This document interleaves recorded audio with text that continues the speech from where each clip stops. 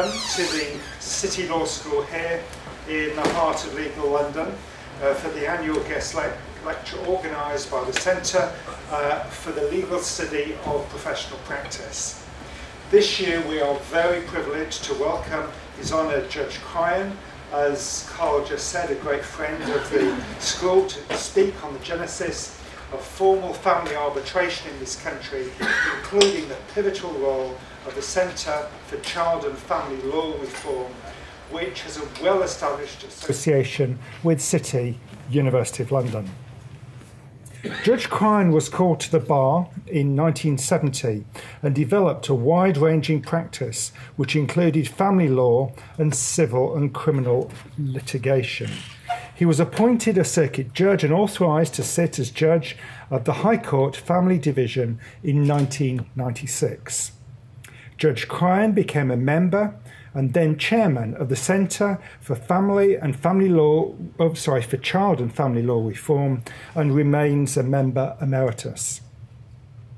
He served as chairman of City Law School's Advisory Board from 2009 to 2015, and City awarded him an honorary Doctor of Laws in 2012. When I was reflecting on that, it's amazing how quickly time flies. I thought it was 5 years ago since you walked across that stage, Donald.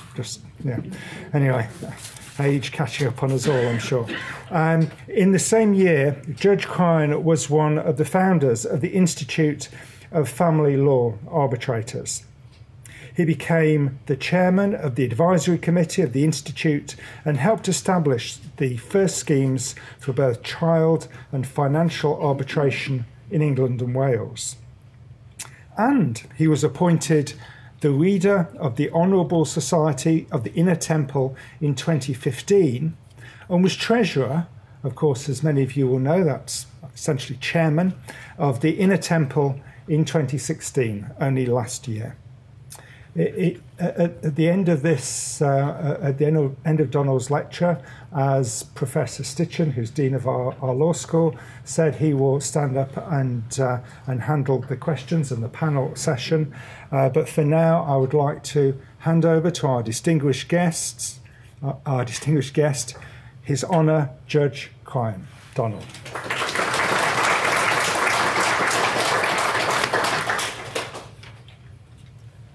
Well, President, thank you very, very much. I'm flattered by what you said and very pleased to be here. Now, can I just raise a technical point? Microphones isn't being heard. I was going to be mic'd up and was duly mic'd up, and they took it away from me. Maybe my reputation for having a loud voice was sufficient. It is sufficient, right? Good.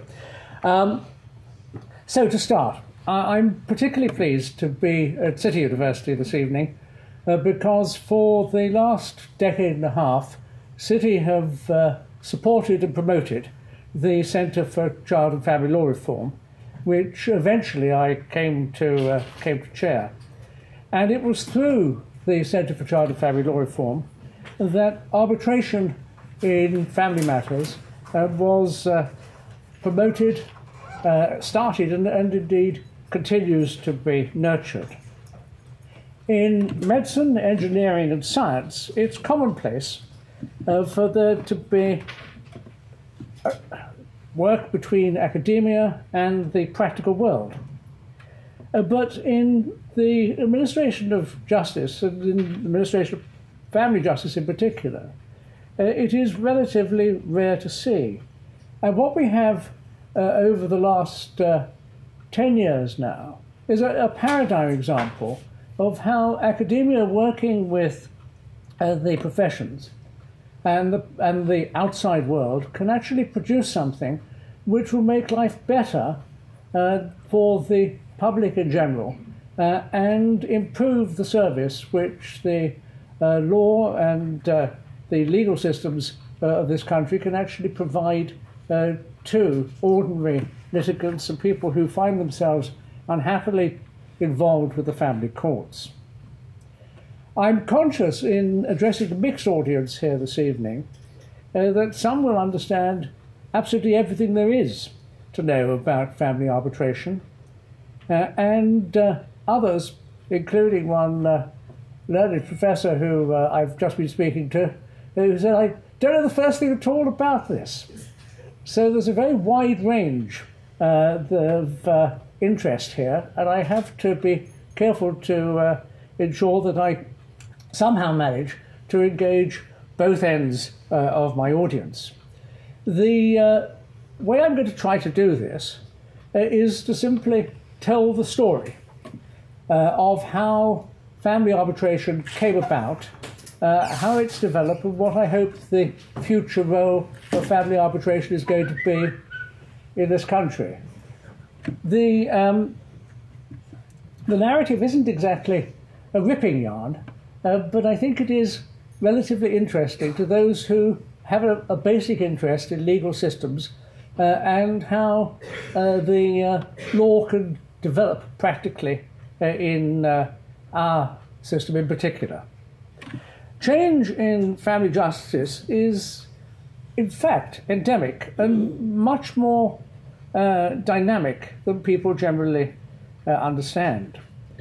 In England and Wales, the family justice system, a structured legal system, delivering family justice to the average citizen, has only existed really for about the last 100 years. The first time that there were ever as many as 1,000 divorces in a year was in the year 1918, 99 years ago. The last year for which figures are available, which is 2003, there were 118,000 divorces. Over the century, the system has therefore had to evolve vastly to be able to cope with those changes, and the system has become adapted and adaptive and more dynamic as the challenges have arisen. The problem, however, is that as the legal system has developed, as the family justice system has developed, it has become more complex, slower, and more expensive. That can be illustrated by the fact that when I first started to study family law 50 years ago, the major textbook, which was called Maiden on Divorce, it cost £9 10 shillings and was a single volume with occasional supplements. The current edition costs £1,100 and the updating service costs £1,400 a year. There must be something much more complex about the system than when it costs £9 10 shillings. And also when I started, and again I say this by way of illustration of how family justice has grown like topsy, there were about half a dozen silks, family silks, in practice in the family courts. I did a quick count recently. I don't pretend it's entirely comprehensive, but in London alone there are now 50 Queen's Counsel who classify themselves as family silks. So the system has grown in complexity, it's grown in the number of people involved in it, and regrettably the cost has increased in a way that one would imagine it would in those circumstances. It can't develop a system of that nature without putting considerable strain on the state. And I don't criticize the motivation behind what's happened. The courts and the professions have really tried to meet the challenge of getting the best results for people. But the impact on families involved in the family justice system, because of the delays and the costs which have occurred as it has developed, has been itself, in and of itself, potentially detrimental. And that has been a great concern to those who take a strategic view. The President in particular, as you will all have heard, is extremely troubled by the delays and pressures on the system. And it was in that context that we began to think about family arbitration. But perhaps just a little more about the background of the dynamism of the family justice system. Of course, family justice is multifaceted. And as our system developed, the focus has moved. When I started, and when Sir Hugh Bennett, who is with us here this evening, started, the focus was very much on divorce. And a great deal of time and resources was taken up with that. Eventually, it was realized that that was an unnecessary exercise. It was also too expensive. It simply couldn't be sustained. Reforms came in the late 70s and 1980s, and they are continuing. We're now with the new IT provisions that are coming forward and the development of online applications. We're pretty soon going to have a position where divorces are going to be granted by the judicial equivalent of R2D2. The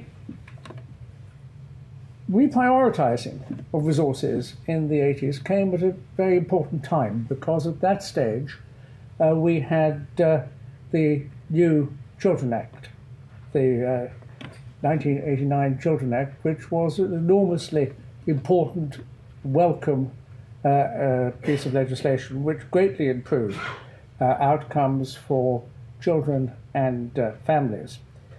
And for the first decade or so, after it was introduced, the numbers and the resources were relatively well matched. But as the number of public law cases rose inexorably, and they continue to rise inexorably, crisis after crisis, such as the Baby P events, stirring them on, the public law began to sponge up much more of the available resources, both judicial, administrative, and financial, in terms of public funding for the profession. And even though from 2000 onwards, great efforts were made to reduce the amount of time and the cost of public law cases, it has not been possible to stem the tide completely, although considerable improvements have been made. Nevertheless, one of the consequences has been that public funding has been withdrawn from legal aid in virtually every private law children's case, and in all financial matters, effectively. For those who are not familiar with the terminology, I should perhaps very quickly explain that private law cases are essentially cases in family law which involve just the members of the family, and public law is when the state comes in and takes a hand in areas particularly involving care cases and children who are at risk of significant harm. It became seriously questionable as a result of what had happened, whether even moderately well-off people could afford family justice in this country, and even whether the rich were getting value for money. And it is against the backdrop of these factors that I've described that alternative ideas began to come to the fore. In 2004, Dr. Francis Burton of the Centre for Child and Family Law Reform, which is associated with City University, floated the idea that family arbitration could be introduced in a way that would be recognised by the courts. There was a great deal to be said for the theory, but the route to implementation was far from clear. At that stage, a working group was formed consisting of the Chartered Institute of Arbitrators, the Family Law Bar Association, the Law Society, Resolution, which is the Solicitors' Family Group, and the Centre for Child and Family Law Reform. Since at that point I'd become the chairman of the centre, I was also asked to join the steering group for family arbitration. It's clear there was a great deal of work to be done. Mediation in family matters has had a major role and always will have. But arbitration itself is not new either. In family matters, it's probably older than in any other field.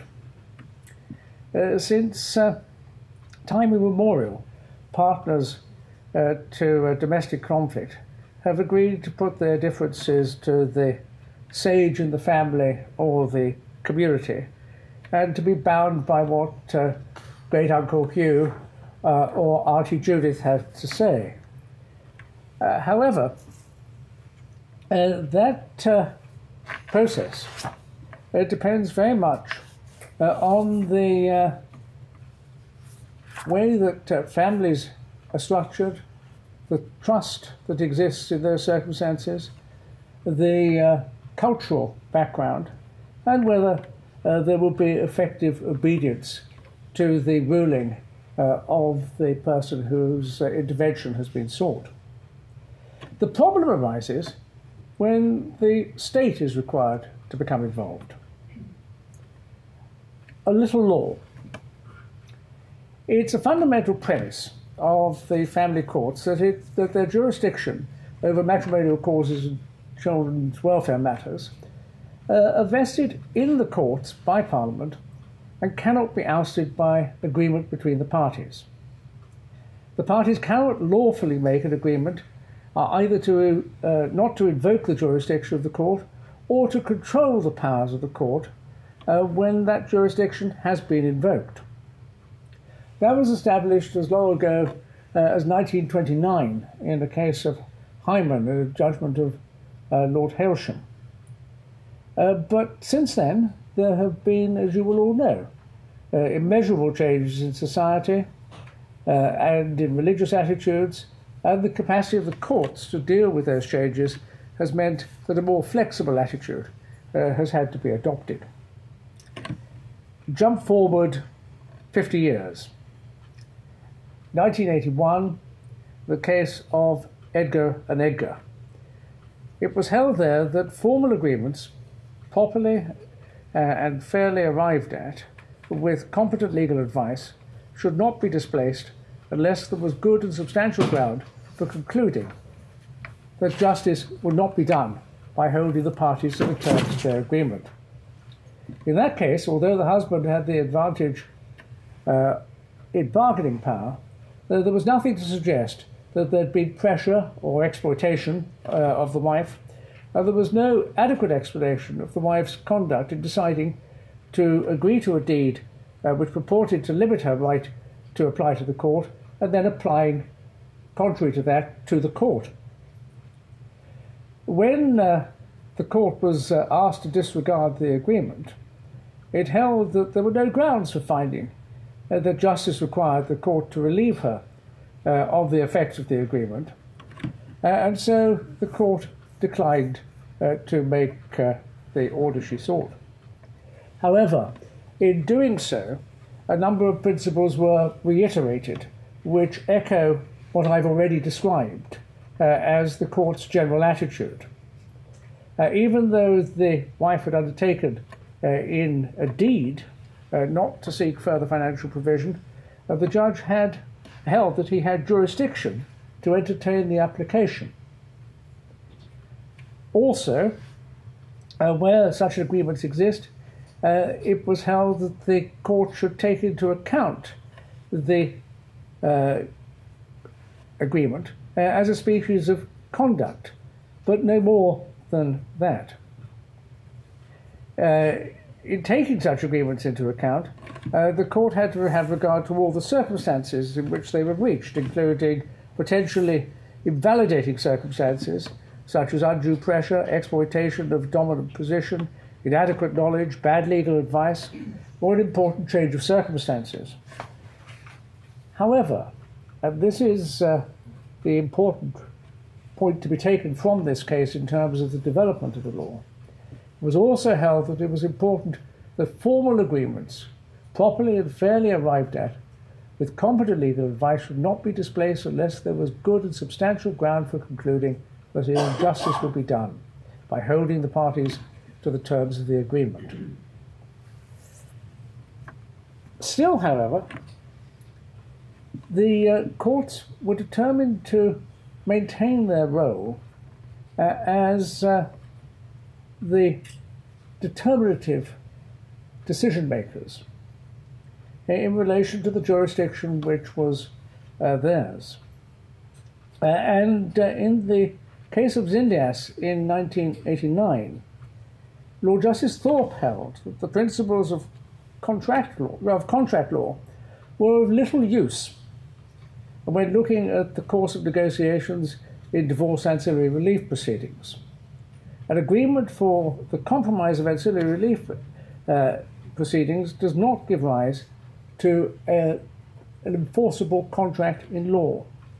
The parties seeking to uphold a concluded agreement for the compromise of such an application cannot sue for specific performance. The only way to render the bargain enforceable is to convert the concluded agreement into an order of the court. An agreement to arbitrate and to be bound by the terms of the arbitration is, in essence, a contract.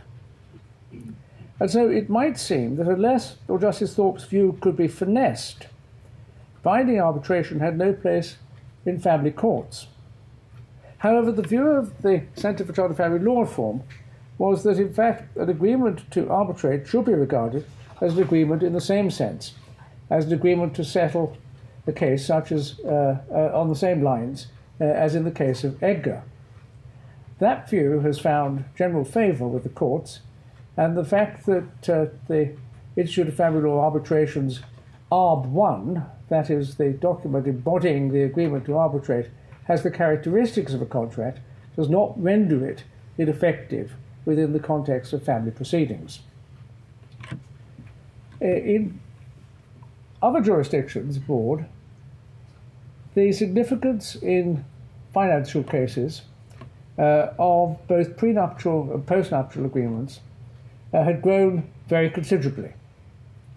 And it became clear that the parties to divorce proceedings in England and Wales also wished to have them recognised, at least within the parameters of our legislation. To coin a phrase, the jurisprudential mood music was changing. By 2010, led by the Supreme Court in the seminal decision of Radmacher, the earlier paternalistic approach of the courts, best perhaps summed up by the phrase "we know best," was dying, if not dead, at least in family disputes about money and property. At the heart of Radmacher was the standing in English law of prenuptial agreements, that is to say, an agreement entered into by a couple intending to marry, which would regulate the disposition of their assets on divorce. The Supreme Court emphatically endorsed both prenuptial and postnuptial agreements. 7 out of the 9 justices, under the heading autonomy, agreed the following. The reason why the court should give weight to a nuptial settlement is that there should be respect for individual autonomy. The court should accord respect to the decision of a married couple as to the manner in which their financial affairs should be regarded. It would be paternalistic and patronising to override their agreement simply on the basis that the court knows best. This is particularly true where the parties' agreement addresses existing circumstances and not merely the contingencies of an uncertain future. In the same year as Radmacher was decided, the Family Procedure Rules 2010 were promulgated. As with civil litigation and the civil procedure rules, it was recognized that the overriding objective of the procedural code was to enable the court to deal with cases justly, but that had to include a provision requiring cases to be dealt with expeditiously and fairly in a way that was proportionate to the nature, importance, and complexity of the issues and saving expense. Under Rule 1.4 of those rules, the court is now under an obligation to further the overriding objective by actively managing cases, including, amongst other things, encouraging the parties to use alternative dispute resolution. Those procedures can be and should be facilitated by the court. The court was given power under the rules to adjourn proceedings at any stage to enable alternative dispute resolution procedures to be adopted. The aim was to speed up the process and to reduce costs for both the individuals and the state. In England and Wales, the use of mediation and collaborative procedures have had considerable attention, but they've not solved the problem. The time was clearly right for the introduction of family arbitration. I say immediately that arbitration will not, on its own, solve the challenges facing the family justice system. It is one choice on a menu. I accept that sensitive negotiation or mediation will nearly always be a better solution, provided it is not too protracted. But the breakdown of relationships often means that even the most effective mediator cannot find a way through, and that a decision has to be made by a third party. When the working group was considering the way forward, it became clear that for various reasons the government was not prepared to legislate for the introduction of family arbitration. And if it was to be introduced in England and Wales, it would have to be done within existing legislation. I must say a little more about the route which was identified by the Centre. It did so early on.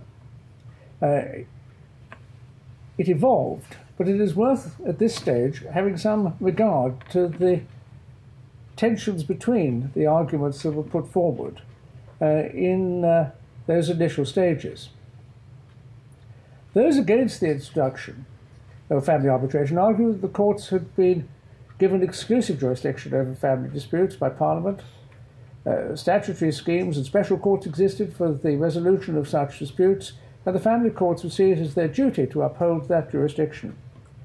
Furthermore, they argued that the problem of enforcement was such that arbitral awards would be of no value. There would be no route to enforcement. The Arbitration Act 1996 was not intended to be used in family cases, and the only enforcement procedure which existed was under the civil procedure rules in the commercial court. The family procedure rules made no such provision, and it was such arguments. However, such arguments had got the judicial zeitgeist wrong. Unfortunately, the approach of the Centre for Child and Family Law Reform was more in touch with the progress that there had been. On the other hand, there were those who argued too boldly in favour of introducing family arbitration. I did so on the basis that since the Arbitration Act of 1996 did not expressly exclude family issues, it could and should be used to resolve them. The more astute proponents of that argument were content to limit their case to the financial issues between divorcing or separating partners. But even that stretched the scheme of the 1996 Arbitration Act too far, since on a full reading it was clear that it was not aimed to resolve disputes in the realms of family law, as the assignment of enforcement to the commercial courts by the civil procedure rules clearly demonstrated. The working group accepted that there were areas such as trust disputes between cohabiting partners where arbitration had not previously been used, but where the Arbitration Act could apply and could apply without any significant change. It was also thought that whilst it could be used effectively as a template for family arbitration, Parliament had given the family courts an exclusive role in most family disputes and had passed specific legislation to deal with it. If family arbitration was to proceed, it had to do so down a defined corridor compatible with the existing family law and the rules and practices of the family court. That said, it was thought, as has proved right, that though the corridor was narrow, judicial attitudes were changing and the corridor was widening. The international lessons. In 2010, I attended the excellent Australian biennial family law conference with a man called David Hodgson, who was a very experienced, indeed eminent family solicitor with an international practice, who fortunately was a member of our working group. And it was apparent from our inquiries in Australia at least that notwithstanding the legislative framework which was in place there, arbitration had not proved a popular option. Briefly, in 1991, the Australian Family Law Act had amended their earlier legislation to allow post-separation spouses to have property and spousal maintenance disputes arbitrated. However, such arbitration was a toothless tiger in the absence of any unilateral mechanism to provide for enforcement of an arbitration award as a binding order. Parties understandably thought that there was not much point in attempting arbitration at considerable cost if there was a real risk that the court process would not thereby be avoided. Here was a clear lesson for us. The Australians went on 10 years later to amend their law further. But even that did not achieve a great rush to Australian arbitrators. Indeed, on the contrary. Further important lessons for our work came from those later measures. But from our inquiries, the Australians had very clearly not done enough. The legal community in Australia had not embraced arbitration by the time of the 2010 conference. The structures and other circumstances were not such that they had confidence in family arbitration, and that it would deliver finality, and there would be no risk involved, and thus nothing which they perceived was enough to persuade them that they should not continue going to court. As I tell you a little more about what happened with us, you'll find that I use the word confidence regularly, because it is an essential element in the task that IFLA and the group setting it up had to concentrate upon. Without legislation which clearly establishes the validity of a process, there had to be some other method of establishing within the profession, within the public, within the judiciary, confidence in arbitration as a way of resolving disputes. Since our work in Australia, much more comparative work has been done. And there's now a fascinating section in the second edition of Dennis Sheridan and Susan Kingston's book on family arbitration, which you'll see in the reception area after this talk. The take-up in other countries, even with supportive legislation, has generally been slow, sometimes to the point of stasis. Our own experience has been a slow process, but it has been continuous, and the rate of take-up continues to increase, largely because we've learnt from the mistakes of others, and we've had the clear support of the judiciary, who have, I'm relieved to say, endorsed our approach. The task of the working group was to construct a system which would give confidence to users, the profession and the judiciary, that it was likely not only to deliver a high quality of justice, but it would be both faster and cheaper than going to court, and that it was likely to be final. Certainty, or at least as much certainty as could be available in the court process, had to be provided for. For the scheme to succeed, there would have to be general confidence that the court would endorse the awards given by arbitrators, and would the certainty that was achieved there would be at least as strong as that which would be achieved in court. It was clear that a vehicle was needed to form a focus for the venture. In modern speak, what was needed was a brand. And so it was decided to form a new body with clear governance and proper standards. It caused a little bit of difficulty at first, trying to decide what it would be called. One suggestion, the Society of Family Law Arbitrators, or SOFA, was, I'm pleased to say, ditched. And we ended up with the Institute of Family Law Arbitrators. Happily, Lord Faulkner, the former Lord Chancellor, kindly agreed to chair the board and has been a great support, though I think probably my starting to speak was sufficient to drive him from the room. He will be back later, I'm sure. The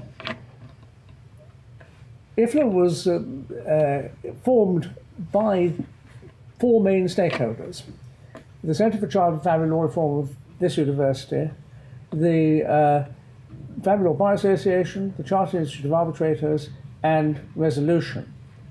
And the board itself has representatives from each of those.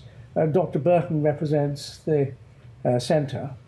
As a serving judge, it was thought not appropriate that I should be on it, and so I have chaired the advisory committee to IFLA since its start, and I've been able to work with some extremely talented and committed people in that process. IFLA has been able to control and direct what has been necessary to establish and achieve the scheme's launch. For this to happen, the basic issues which needed to be resolved were threefold. What was to be the subject matter of an IFLA arbitration? How were arbitrations to be conducted, and who were to be the arbitrators?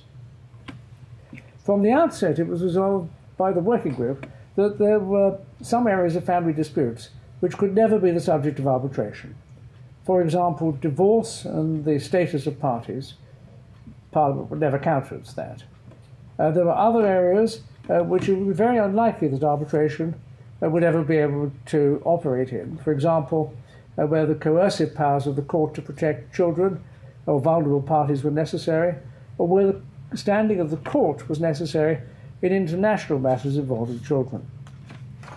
There were further areas where it was thought the standing and effectiveness of family arbitration needed to be established before a scheme was advanced to cover them, and the most important of those was matters involving children.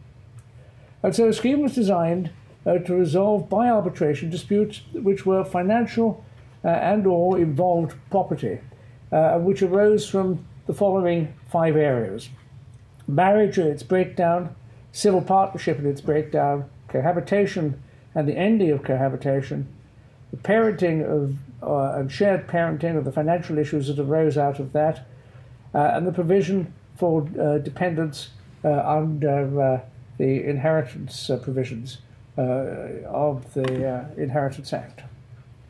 Rules were prepared and set out the most likely types of application within those areas without limiting the scope of the scheme.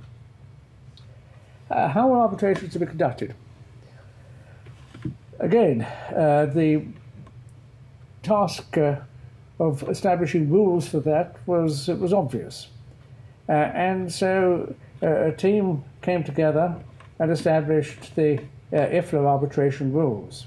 They were based on a combination of the Chartered Institute of Arbitrators rules and the Family Procedure rules.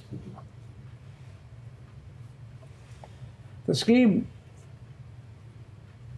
did incorporate the relevant elements of the Arbitration Act 1996 in the agreement to arbitrate, that is the ARB1.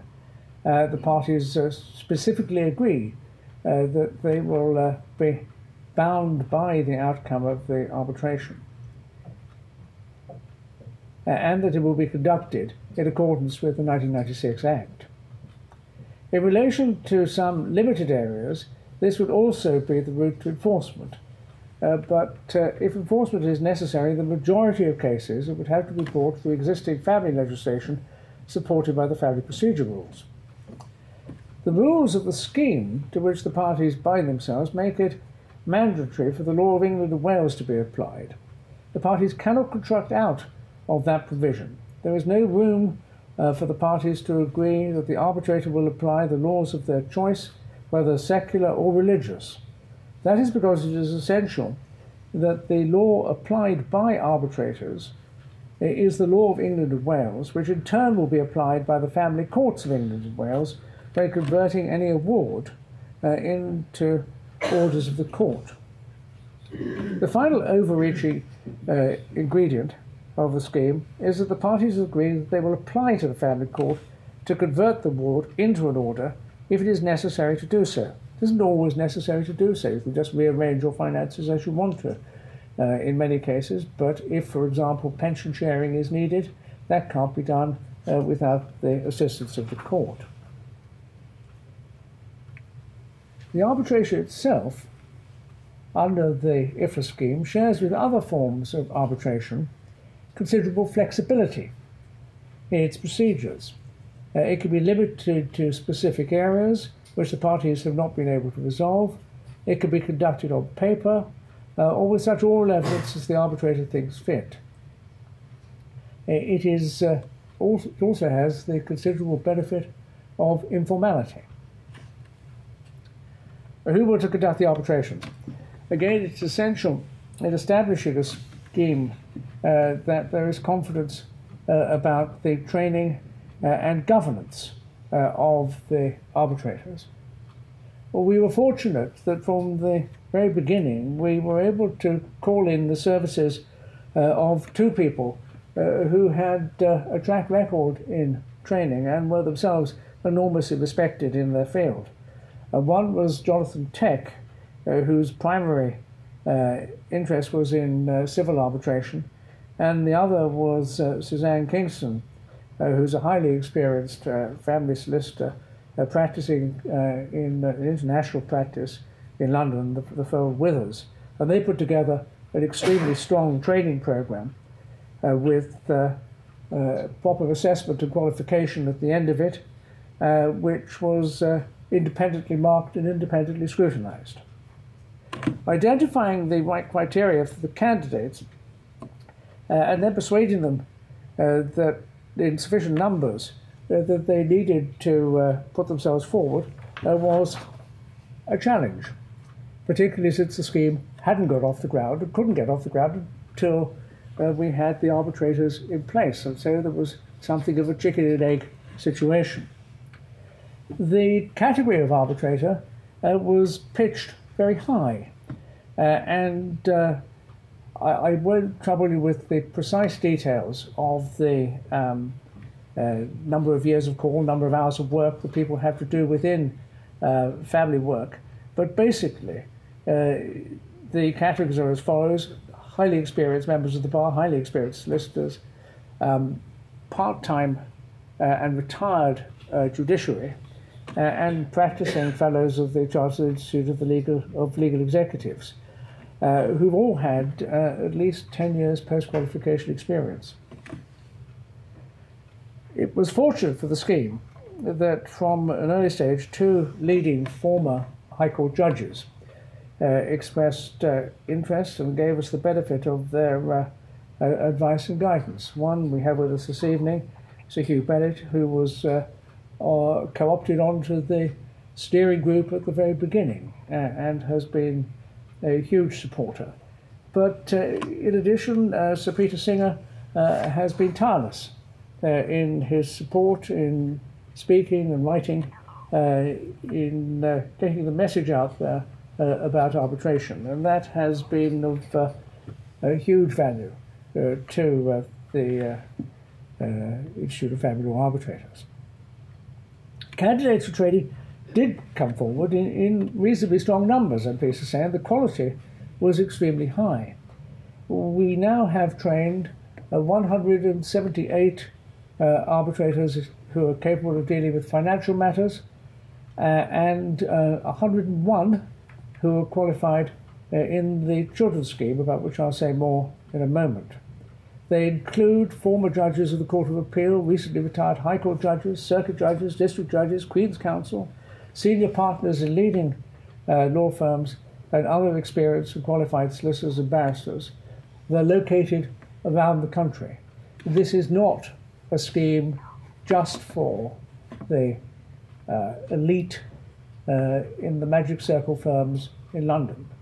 It has application for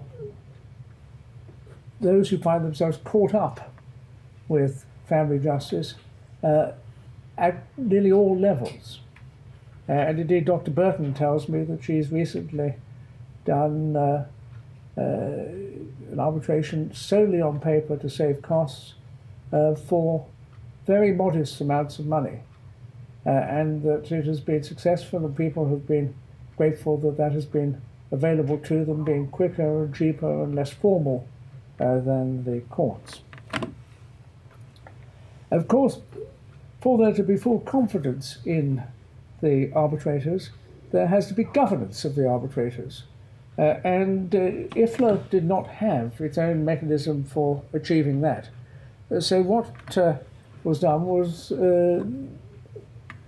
the Chartered Institute of Arbitrators were persuaded, not with great difficulty because they've been very supportive of the scheme, to allow the IFLA arbitrators to qualify as members of the Chartered Institute. The Chartered Institute has its own disciplinary proceedings, it has its own ethical code, and therefore there was appropriate governance put in place. Again, a matter which was aimed entirely at giving confidence to those who were looking at the maturity and quality of the scheme. With those structures in place, IFLA rolled out the scheme. But there remained a question of confidence because it remained untested, and there were still gainsayers. In our family law, as you'll know, there's no provision for declaratory or hypothetical judgments which would give prospective approval to this type of process. We approached the Family Justice Council, and the Family Justice Council Finance Committee, chaired by Mrs. Justice Parker, who I'm pleased to see here this evening, whilst not feeling they could give positive approval because it was beyond their role, nevertheless gave positive encouragement, and that was sufficient so far as we were concerned to be able to take the matter forward. It remained necessary for there to be a decision either of the High Court or the Court of Appeal before it could properly be said by IFLA and by those advising clients, this scheme has judicial approval, this scheme works. And that came. It came in the case of S&S, and a judgment of the President himself, who called in a case from the county court and spoke extremely positively about the outcome of the arbitration and the nature and quality of the IFRA scheme. He said, where parties have bound themselves by signing a Form ARB1 to accept an arbitral award of the kind provided for by the IFRA scheme, these are the words, this generates a single magnetic factor of determinative importance. That might have to be explained to some clients. But the rest of us understood that it was the green light. And he went on to say that in the absence of very compelling countervailing factors, the arbitral award should be determinative of the order that the court makes. The President considered that there was no conceptual difference between the parties making an agreement and agreeing to give an arbitrator the power to make the decision for them. In fact, the arbitral award, he thought, was of its nature even stronger than a simple agreement reached between the parties. Where the consent order, which is sometimes necessary, was concerned, was presented to the court, he considered that the judge would make that order very quickly indeed, and would not have to engage in an overclose scrutiny of the background. Although recognizing the judges were not a rubber stamp, the combination of the following factors he thought were extremely important. The fact that the parties had agreed to be bound by the arbitral award, the fact of the arbitral award itself and the quality and content of it, and the fact that the parties were putting the matter before the court by consent, meant that it could only be, in the rarest of cases, that it would be appropriate for the judge to do other than approve the order with a process as sophisticated as the embodiment, as that embodied in the IFRA scheme. It was difficult to contemplate, he said, such cases arising. Again, if we could have written that on the wall of the committee room where we meet, we would have done. It was a resounding endorsement. What, though, if a party seeks to resile from an arbitral award? He had words to say about that as well. The court would adopt a robust approach, both in procedure and in its way of dealing with a challenge, to test if the outcome was inappropriate.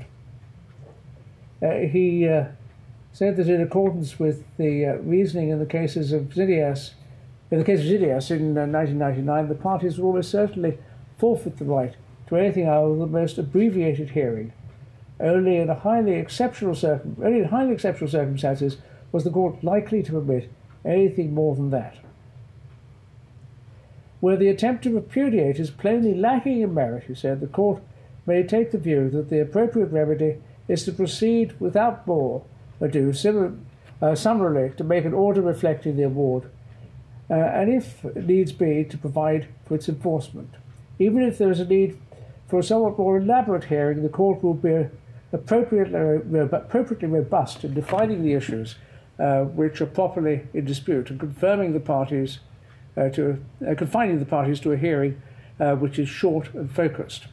In most such cases, the focus is likely to be whether the party seeking to repudiate is able to make good one of the limited grounds of challenge or appeal permitted by the Arbitration Act 1996. If they can, then so be it. If, on the other hand, they cannot, then it may well be that the court will feel able to proceed without more to make an order reflecting the award, and if need be, provide for its enforcement.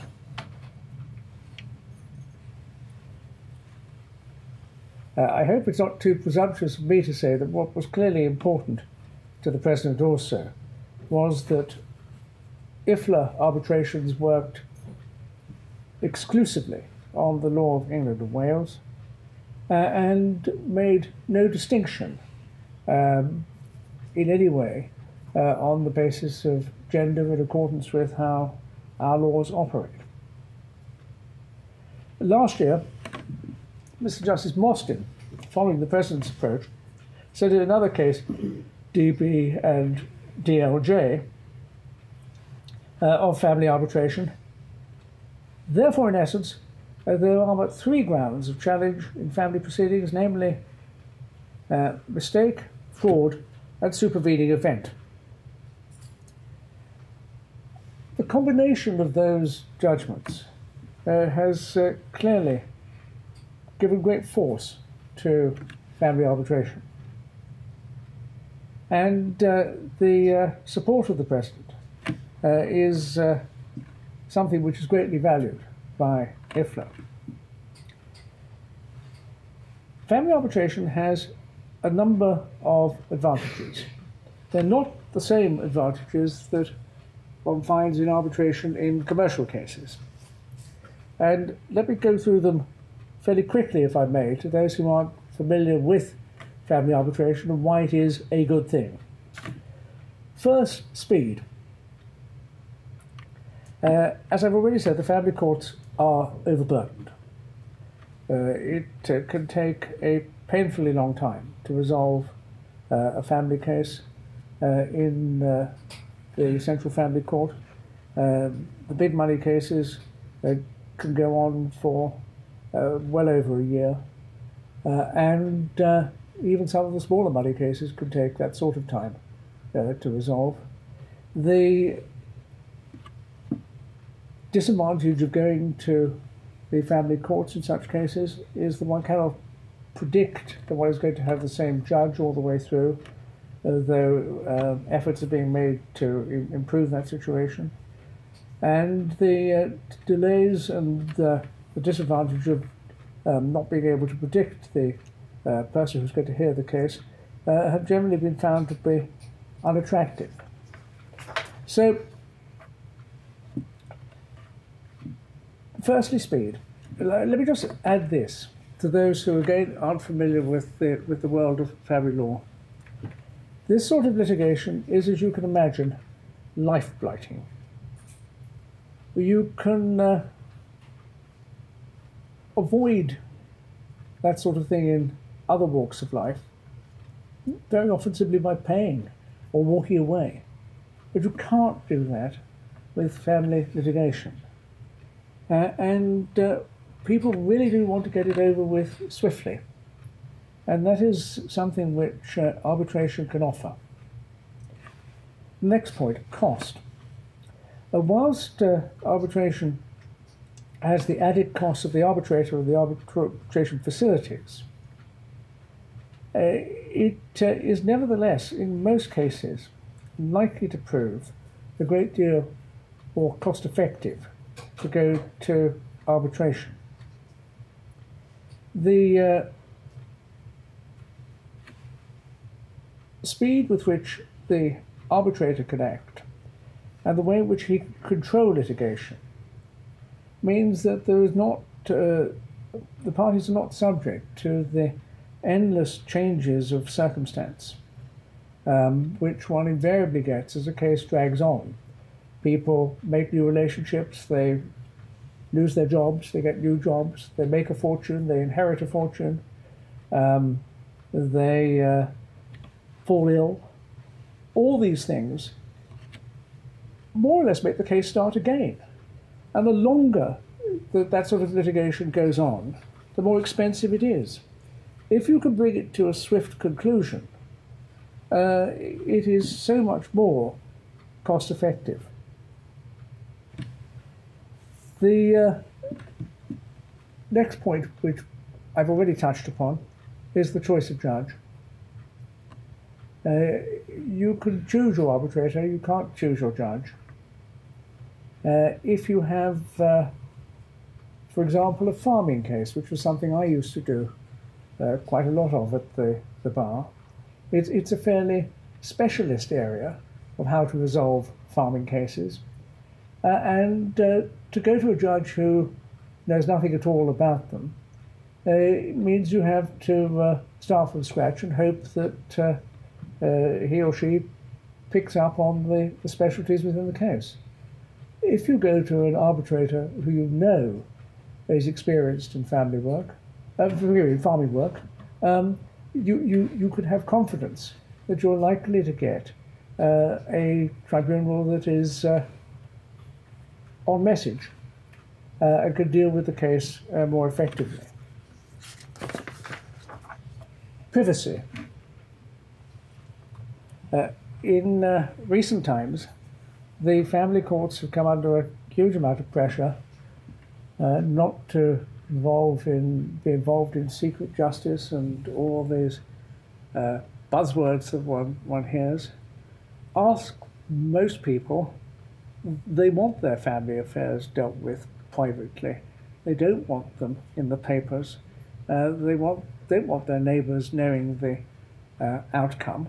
They want to have it dealt with privately, and you could have it dealt with privately in arbitration.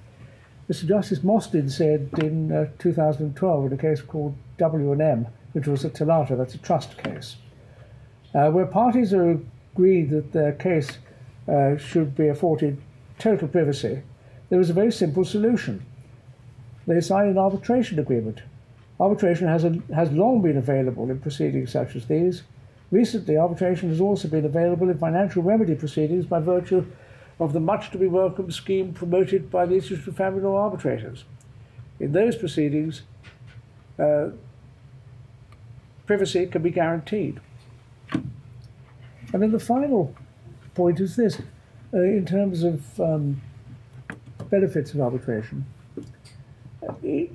and it might seem counterintuitive to say so, but certainty is to be found probably better in arbitration than it is in the courts, because the parties have committed themselves to that particular process. They have committed themselves to that outcome and that arbitrator.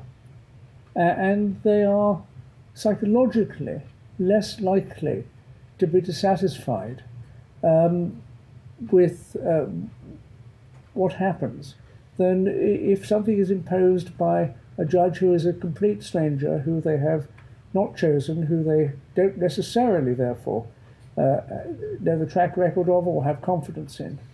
And they would be less likely to think that what's been said is not the best outcome for their family.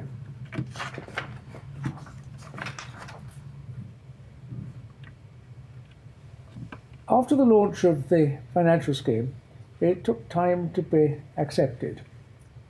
But the ground had been properly laid, and as expected, financial arbitration has become recognised as viable and desirable. The numbers still are not vast. The latest figures which I have are that there have been over 140 arbitrations. But when you think that those arbitrations have probably dealt with hundreds of millions of pounds of family assets, they have made a significant contribution. And the speed at which arbitrations are now being taken up is increasing. And as we predicted, it is bound to take time. It's always bound to take time. But the fact that there is an accelerating curve is something which gives considerable confidence to those of us who have always believed that it is a process which has a really important part to play in the family justice system.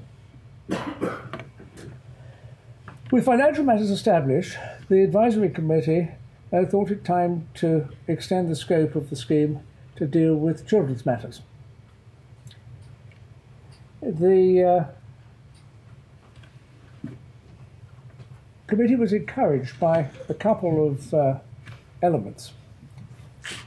One being the judgment of Mr. Justice Baker in the case of AI and MT, Alternative Dispute Resolution, and the other being the writings of people such as Sir Peter Singer and Sir Hugh Bennett, who both firmly thought that there was a place for family in family arbitration for children's work. The case of Mr. Justice Baker was interesting in that he made various orders permitting the parties to be able to go to arbitration in the Beth Din in New York, but indicated that he wouldn't necessarily be bound by the outcome of that arbitration. And in the event, he was content that the arbitration was conducted along lines of adopting principles entirely compatible with our Children Act, and he made the Children Act order and found the financial orders arranged by the arbitrator to be satisfactory and simply endorsed them under our system.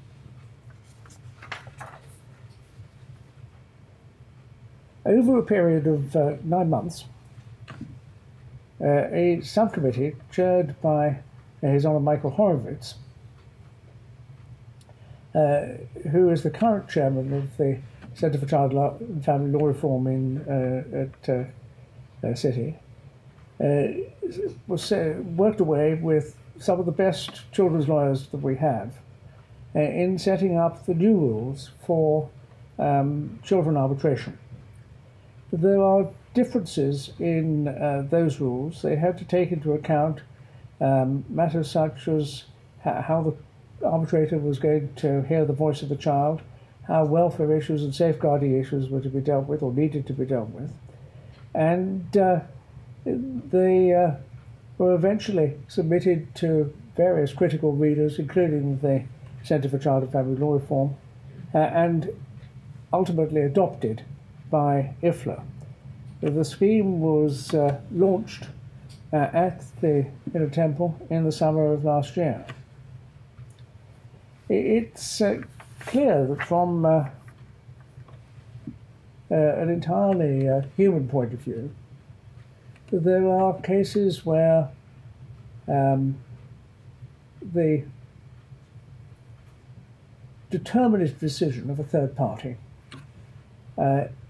would be enormously welcome and helpful to families in dispute. As a Jewish friend of mine described it, it would be very handy to be able to rent a mensch. And that is in some ways what has been achieved. I rush to say that His Honour Michael Horowitz was not that person. But the subcommittee advised that not all issues affecting children would be suitable for arbitration, but many were.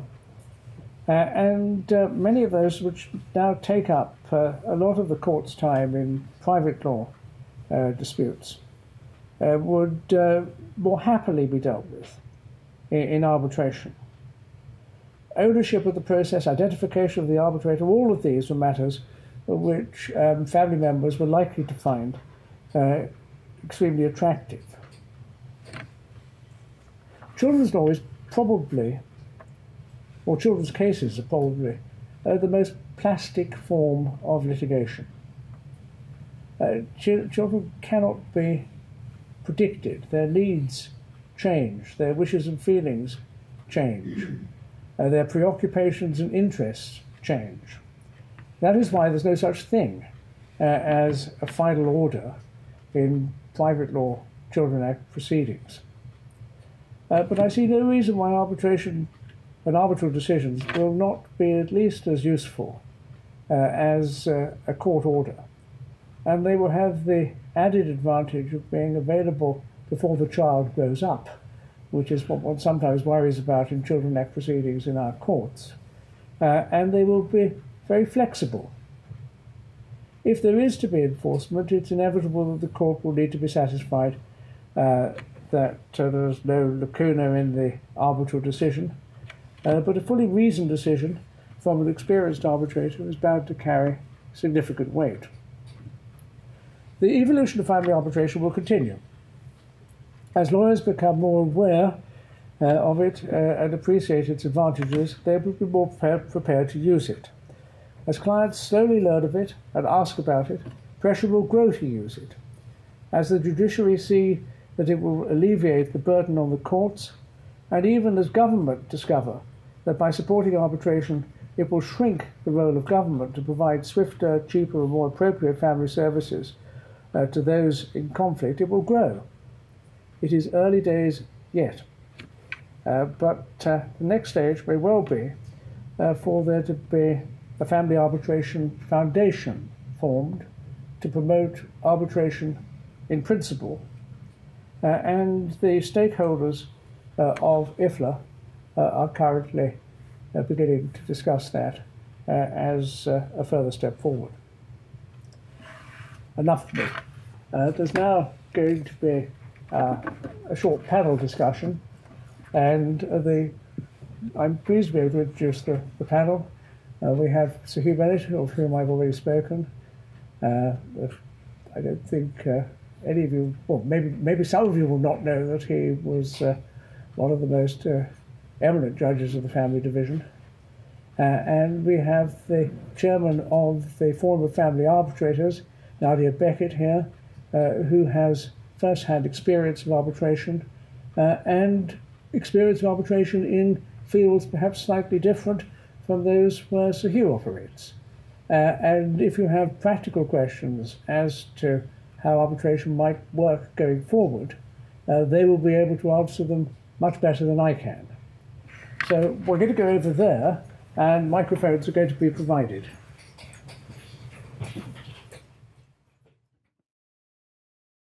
So, questions? I have not so much a question as an inquiry. Catherine, for the record, right, so I'm Catherine Wood, Queen's a Counsel. Queen's Counsel and also a trained arbitrator. You were able to give figures in relation to financial arbitrations. I'm a children's arbitrator, and I'd be interested to know how that's taken off and how many children's arbitrations have actually happened to be concluded. To my knowledge, there has been one. Well, in fact, there were two. Oh, two. Okay, so but to my knowledge, I got the latest figures we've had yesterday. an update. But this is the sort of pace at which financial arbitration started. Until we have the opportunity of having a definitive decision from a senior judge, it doesn't have to be the president, but any senior judge, we will not be able to see it take off in the same way as we didn't see financial arbitration take off. And I just add, I think the first children arbitration that took place was actually already in litigation, and the couple involved were given a hearing date, final hearing date, which was many, many months ahead. And their counsel involved in the litigation at the time persuaded the couple to go to arbitration to have that final determination. So that was the very first children arbitration. And of course, if one applies Rule 1.4 of the Family Procedure Rules, the court is obliged to facilitate the adjournment of proceedings to allow that to happen. Yes.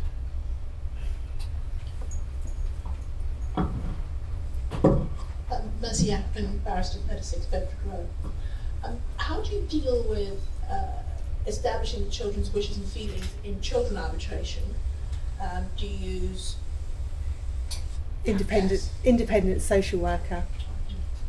And what about experts where required? Where required, I mean, in the same way as you would hire in experts if you were in the family court. CAFCAS doesn't have a role in arbitration, and so if you need to deal with welfare issues and you want to have the wishes and feelings of the child or children taken into account, then that's where you would hire in your independent social worker. I'm not a children's arbitrator, but I believe that whereas in litigation a judge can see the child, particularly if the child wants. I don't think that happens in arbitrations. Is that, have I got it right? That's right. Yes, yeah. So I suppose the child's wishes and feelings then have to come through a third party. They have to come through a third party, but it's possible that the parents can agree the child's position, and so it wouldn't be necessary to involve a third party. But in many cases, children who are forced to be little diplomats tell one parent one thing and the other parent another, and so it is necessary to get a third voice involved in that. The question of whether Cafcass becomes involved or not is I'm sorry, not Cafcass. Whether the arbitrator sees the children or not is one which we are keeping under constant review, but it has considerable complications involving vetting and other issues which we would at the moment rather avoid whilst the system is finding its feet.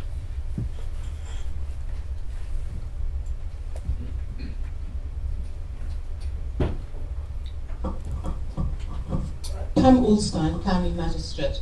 How are cases filtered when there is domestic abuse, and is there a place for arbitration when it has been established that there is family abuse, and how's it called? Yeah, that's a good question, because I think we agonised quite a lot over the safeguarding, and that was looked at by a lot of different groups, including Resolution. The arbitrator has a duty to do safeguarding checks as far as it's possible for the arbitrator to do so. We don't have the power to do police checks, for example, and so we just have to ask questions and hope that we're given honest answers, but that's really as far as it can go. But of course, if we have one party saying there's been domestic violence and the husband or the wife has done this or that or the other, then it would be for the arbitrator to determine that the case just wasn't suitable for arbitration. I think it's quite similar to the way that a mediator would be expected to do safeguarding checks in that respect. There has been guidance issued to the effect that if there is any significant degree of domestic abuse of that nature, of either physical or emotional, then it is highly unlikely that arbitration would be an appropriate route. Sorry, I can't hear you. Coercive behaviour. Well, I think most family lawyers would see that under the umbrella of domestic abuse. Domestic violence, domestic abuse. It's one of those things that you have to look out for. And if you're being told by one of the parties to the arbitration, who want to come to the arbitration, at the very first meeting you would have with the parties as an arbitrator before you take the arbitration on, and you'll be talking to them and asking the right kinds of questions, and then filtering out the cases that just basically aren't suitable. No matter how much both parties say they want to arbitrate, if you as the arbitrator feel that there are significant issues that would make it inappropriate, then you wouldn't accept the job, basically. I think if I can comment on this, nothing really to do with children's arbitration generally, is I think it's becoming much more the thing now that before the arbitrator is actually formally appointed, the parties, together with their legal representatives, will actually come and see the arbitrator. And the arbitrator will explain to the parties what arbitration is about, so that before the parties contract for arbitration, they really do fully understand what its advantages and possible disadvantages are. And I think that's a very important point.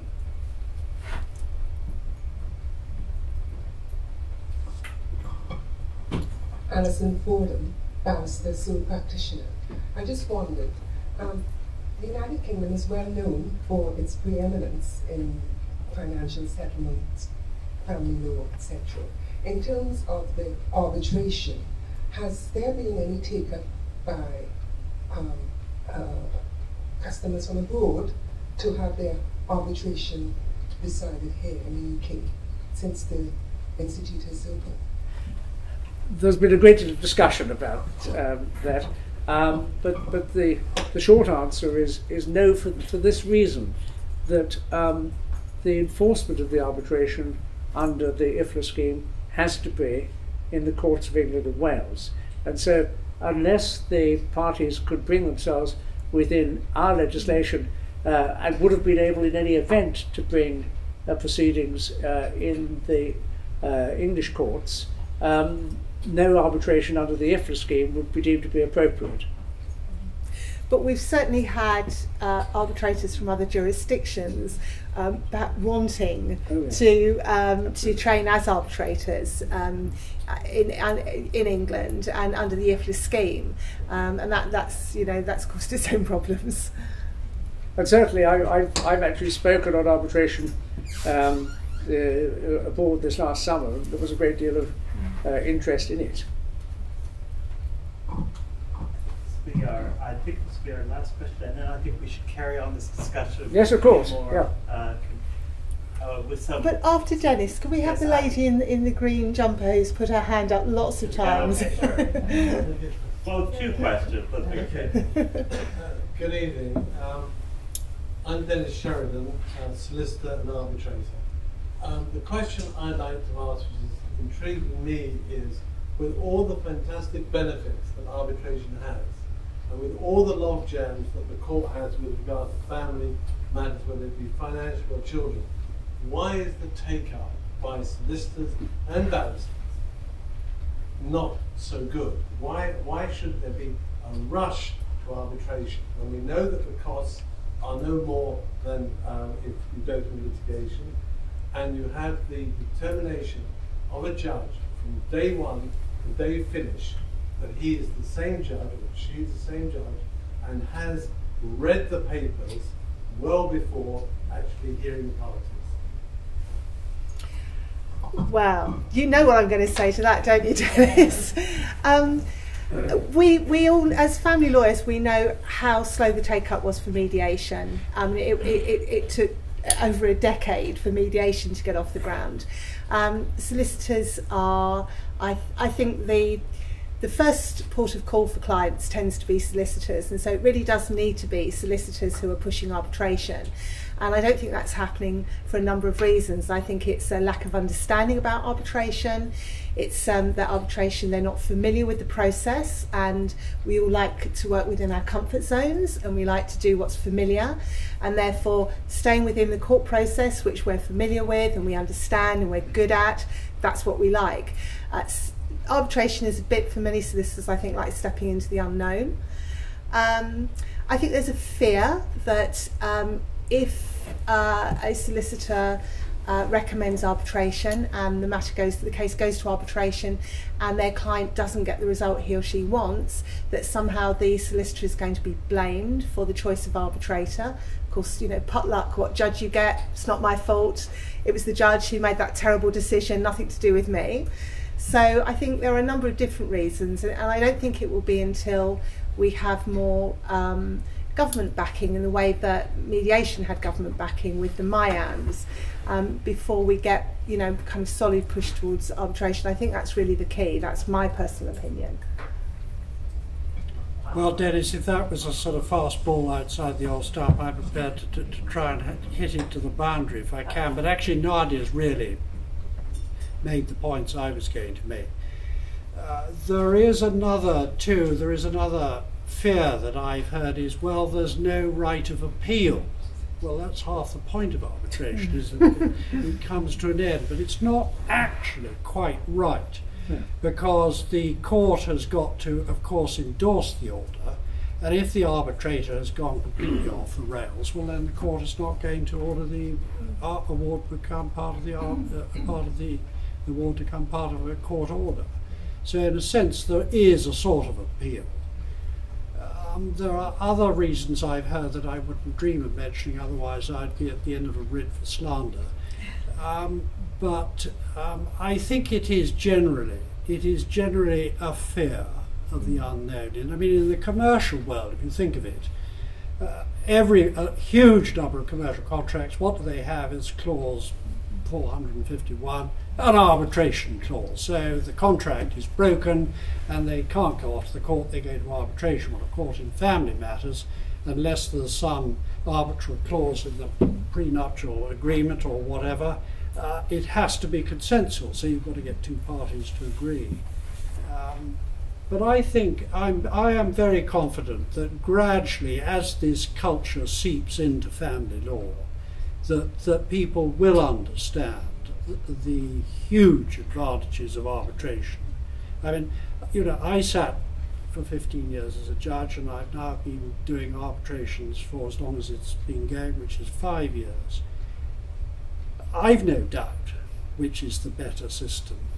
Absolutely none. It's less pressured. You choose the judge. You can find the place that the parties want to arbitrate in. They can choose the date. They can choose the speed at which it goes. I mean, it's just got everything. And I share your, in a sense, disbelief why people haven't signed up to it more. I think it's newness, I think it's fear, and gradually the culture will change, I think. And with a real push from the judiciary, which we've had, and could they please also give another push through Rule 1.4, their duty to tell the parties that they can arbitrate rather than litigate, then I've no doubt that that heaven will arrive.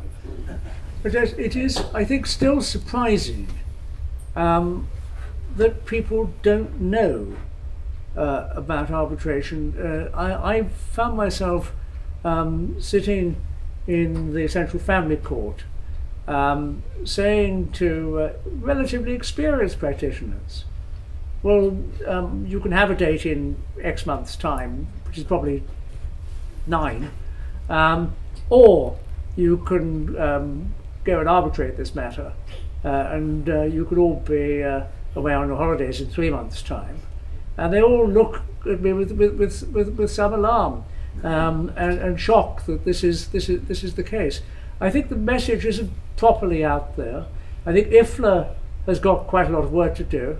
It's one of the reasons we're here this evening.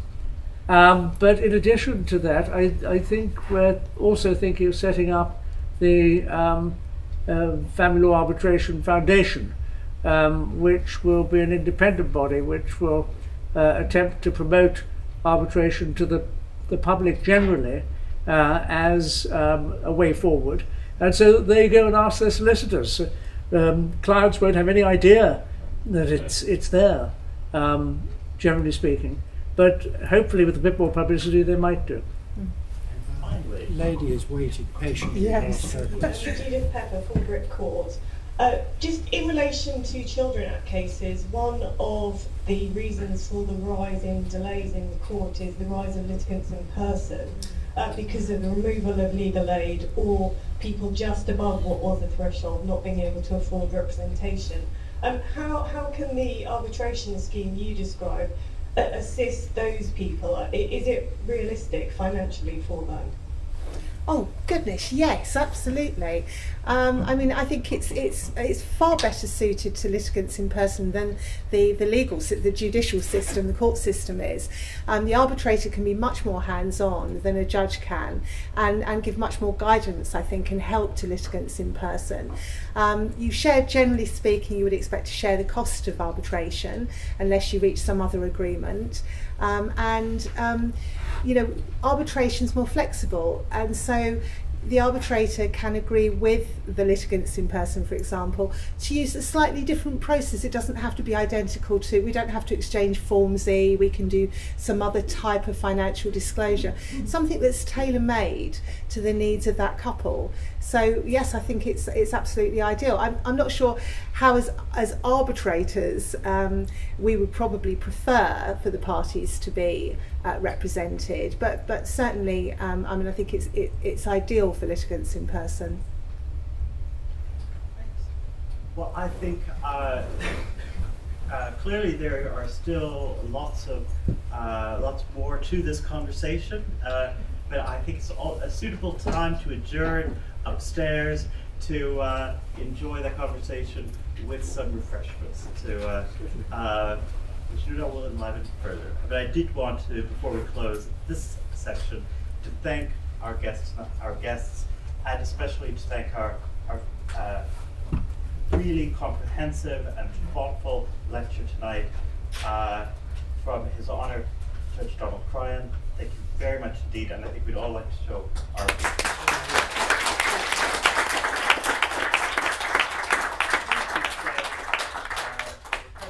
Upstairs to carry on the discussion. Thank you very much.